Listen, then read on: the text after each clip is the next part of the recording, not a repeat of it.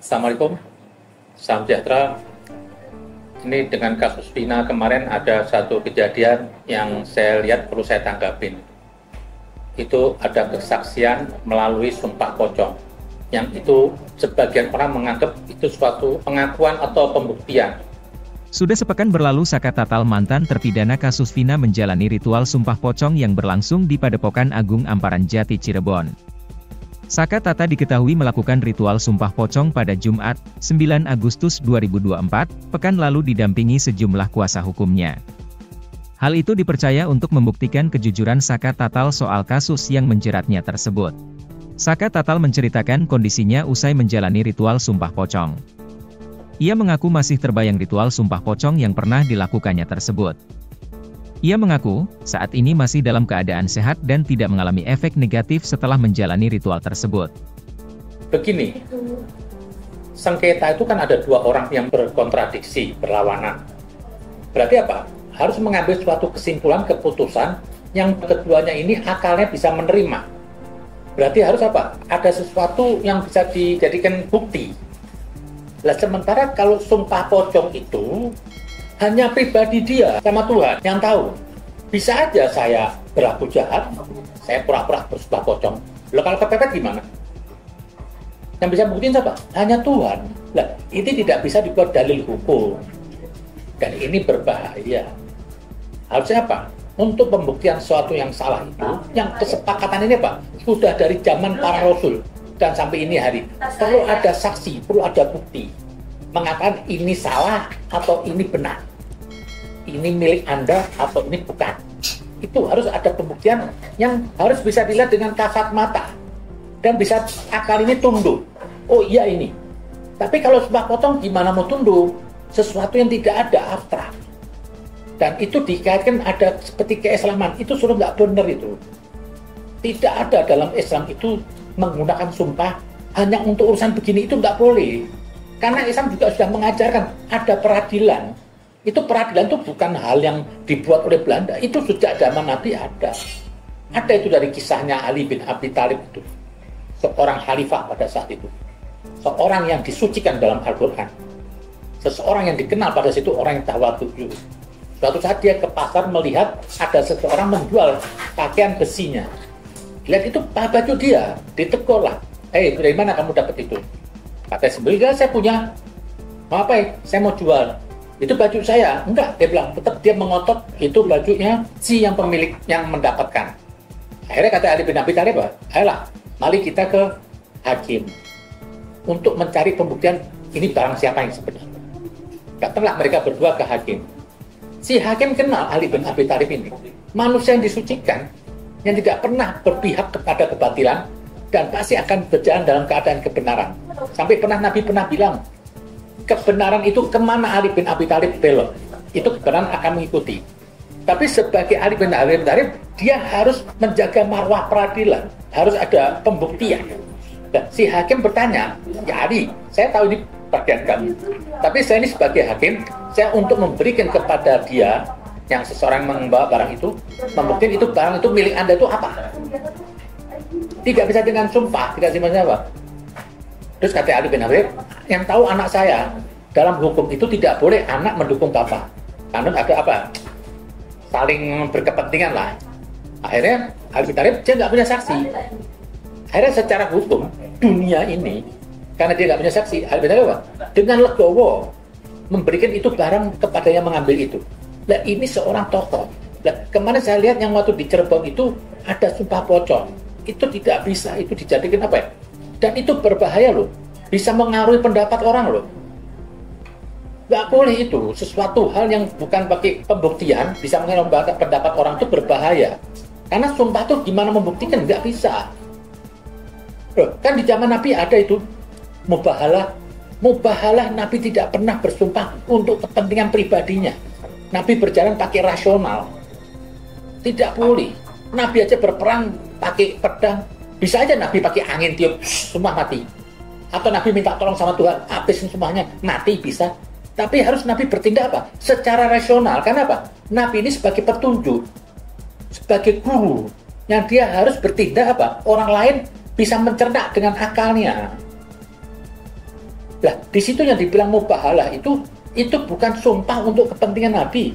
Itu hanya bentuk kaum Nasrani apa itu, ada meminta pembuktian. Hanya untuk keimanan. Tapi untuk pribadi Nabi nggak pernah bersumpah untuk dirinya. Kalau gitu nggak usah selesai aja. Saya bersumpah ini atas nama Tuhan. Begini, kamu ikut saya. Nggak boleh begitu. Bagaimana yang mengikuti Nabi itu akalnya juga tunduk. Oh, Nabi ini memang kebenaran. Oh, kebenaran milik Nabi. Akal saya tidak bisa mengelak. Makanya waktu Nabi mendatangi kuburannya si Abu Jahal, Nabi mengatakan, kenapa kamu nggak mau tunduk? Nabi tahu apa nggak Abu Jahal itu bakal menolak pendapatnya? Tahu. Musa tahu apa nggak Firaun itu bakal menolak pendapatnya? Tahu. Tapi hujah itu harus disampaikan. Karena apa? Besok tidak ada alasan seorang Abu Jahal atau Firaun mengatakan apa? Loh, saya nggak tahu kebenaran kok dihukum. Jadi fungsi Nabi itu datang membawa pengajaran. Nah, di sini proses hukum itu harus ada barang saksi. Harus dibuktikan. Tidak boleh dengan pocong-pocong ini berbahaya ini. Ini bukan ajaran Islam ini. Tidak ada. Kalau gitu kenapa Ali bin Abi Thalib dulu nggak selesai aja dibilang, oh itu punya Ali bin Thalib. Kenapa? Saya yakin Ali bin Thalib punya. Tidak boleh. Karena Ali bin Thalib melawan, ada seseorang yang melawan. Harus gimana yang melawan ini punya keyakinan, oh iya itu bukan barang saya. Di sini posisi hakim itu harus adil. Tidak boleh, sekalipun itu Ali bin Abi Thalib seorang utusan Tuhan, dia harus bertindak mewakili yang tadi itu, mengambil barang. Dia harus bisa meyakinkan secara akal, karena nggak punya bukti, gugurlah Ali bin Abi Thalib. Nah, ini kenapa kok urusan peradilan yang Cirebon saya lihat sumpah pocong. Justru ini pelecehan terhadap umat Islam. Dibuat main-main itu. Dan bahaya loh kalau ini terus dikembangkan. Nanti bahaya apa? Orang lebih memencari sumpah pocong ketimbang peradilan. Bagaimana nanti yang sumpah pocong itu bohong? Siapa yang tahu kalau itu benar? Tidak bisa. Kita meyakinkan suatu sandaran hukum kepada sesuatu yang akal saya nggak terima. Oh ya ini tahu di barang dia, tapi yang tahu cuma Tuhan. Dan saya ragu nanti. Besok kalau ada orang jahat bisa aja. Namanya orang jahat, Tuhan dilanggar kan. Saya sumpah pocong, saya nggak bunuh, padahal saya membunuh. Akhirnya apa? Bisa merubah, memengaruhi peradilan. Ini berbahaya. Saya takut kemarin sumpah pocong itu apa? Bisa merubah, memengaruhi peradilan. Akhirnya apa? Nggak objektif nanti. Nggak boleh begitu. Janganlah mengatasnamakan Islam, tapi yang itu bukan pernah diajarkan oleh Nabi Muhammad. Tidak ada Nabi mengajarkan sumpah pocong. Berarti kalau sesuatu yang tidak pernah dicontoh Nabi, itu sesat. Oh ini budaya, tidak boleh. Budaya itu boleh dilakukan apabila di situ apa? Tetap ada koridor yang orang lain juga bisa meyakini itu suatu kebenaran, boleh. Tapi kalau sumpah pocong ini kan nggak bisa pembuktiannya. Ya itulah yang tadi pernah diperagakan oleh Nabi dan Nabi Muhammad itu waktu mubahalah, tidak pernah Nabi untuk bersumpah atas nama anaknya, atas nama dirinya. Demi Tuhan, saya nggak salah, nggak boleh. Tapi waktu Nabi mubahalah itu demi umat, demi manusia yang banyak. Di situ Nabi bilang apa? Saya bersama keluarga semua bersaksi. Hanya untuk keimanan. Kan sering-sering saya lihat ada orang beribut, ayo kita mubahalah. Oh sama-sama iblis kok mubahalah. Emang ada mereka suci mewakili Tuhan? Kok mubahalah? Janganlah gampang-gampang bicara mubahalah. Itu mubahalah itu apa ya? Itu tujuannya ke Tuhan. Bukan ke hawa nafsu. Kalau yang sekarang kan cuma hawa nafsu. Karena saya ingin menundukkan seseorang itu, ayo kita mubahalah. Ini iblis. Bukan kebenaran. Ya itulah tadi saya pikir. Kalau kita ingin memutus satu hukum, harus ada sesuatu yang bisa dicerna dengan akal sehat oleh kedua belah pihak, supaya nanti tidak ada keraguan. Apa itu mungkin karena masyarakat udah nggak percaya dengan hukum di negeri ini ya, Beb? Tetap tidak boleh. Kita apapun harus tunduk kepada hukum. Masalah hukum di sini masih amburadul, ayo kita benahi, bukan kita buang hukumnya. Ini kalau bangsa ini sudah nggak percaya pada payung hukum, ini chaos negeri ini. Bisa nanti masing-masing apa? Hukum rimba dia gunakan. Bagaimana hukum di Indonesia jadi sandaran jalan Tuhan. Maka dibilang hakim itu dia wujud Tuhan di alam materi karena dia akan bertindak sesuai dengan keadilan supaya orang itu nggak ragu. Tapi ya, saya akui di negeri ini emang kalau sesuatu itu kepada orang yang lemah, itu hukum itu pasti memberatkan. Ya contohnya nggak membunuh bisa bilang membunuh di penjara. Itu terjadi di gini. Coba kalau orang kuat, orang kaya membunuh dibilang nggak bunuh. Siapa yang berani sama orang kaya? Karena semuanya, hakimnya, pelakunya semua masih menyembah uang. Dia bohong bersumpah atas nama Tuhan. Dia berbohong bersumpah di atas kitab suci. Semua itu bohong. Mereka hanya menyembah uang. Ini yang dibilang berhala itu bukan patung. Yang dibilang berhala apa? Kita tidak bisa lepas dari barang.